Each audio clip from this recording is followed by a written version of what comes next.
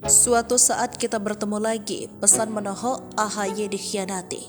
Ketua Umum Partai Demokrat Agus Harimurti Yudhoyono menyatakan bahwa Demokrat sudah berdamai dan siap melirik peluang untuk bergabung dengan koalisi partai politik lain.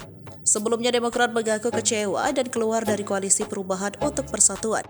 Itu terjadi akibat Nasdem memilih Muhaimin Iskandar sebagai bakal calon wakil presiden. Hari ini kami keluarga Partai Demokrat dengan berbesar hati, dengan kerendahan hati menyatakan move on dan siap menyongsong peluang-peluang baik ke depan, ujar AHY Senin 4 September 2023.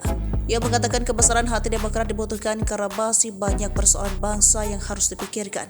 AHY juga meminta para kadernya untuk tidak terjebak dengan narasi yang memecah belah.